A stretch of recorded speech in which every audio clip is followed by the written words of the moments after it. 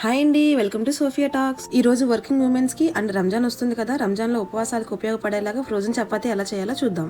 ముందుగా నేను ఇక్కడ 2 కప్పులు గోధుమ పిండి తీసుకున్నానండి. దాంట్లో 1 స్పూన్ వరకు సాల్ట్ వేసుకుని బాగా కలపండి. ఇప్పుడు ఇందులోనే కొంచెం కొంచెం వాటర్ వేసుకుంటూ పిండి మొత్తాన్ని సాఫ్ట్గా కలపాలి.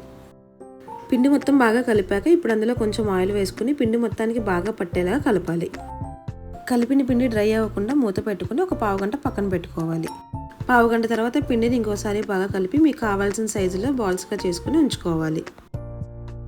ఇప్పుడు ఒకదాన్ని తీసుకుని కొంచెం కొంచెం పిండి వేసుకుంటూ చపాతీ కర్రతో గుండ్రంగా చపాతీ అయ్యేలాగా చేసుకోవాలి. మరీ పలుచగా కాకుండా మరీ మందంగా కాకుండా ఈ మాత్రం సైజు ఉంటే సరిపోతుంది. పలుచగా ఒత్తుకుంటే ఫ్రిడ్జ్లో తీసి చపాతీలు వేసినప్పుడు అప్పడాలాగా అయిపోతాయి.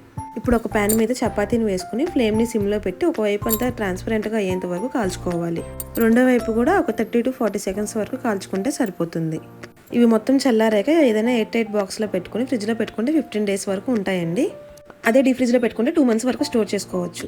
ఈ రంజాన్ మంత్లో ఉపవాసాలకి వర్కింగ్ ఉమెన్స్కి ఇది చాలా బాగా ఉపయోగపడుతుంది. ఖచ్చితంగా ట్రై చేయండి. మీకు కావాలన్నప్పుడు ఫ్రిడ్జ్ నుంచి బయట తీసిన తర్వాత 10 నిమిషాలు పక్కన పెట్టుకుని హై ఫ్లేమ్ మీద కాల్చుకుంటే సరిపోతుంది.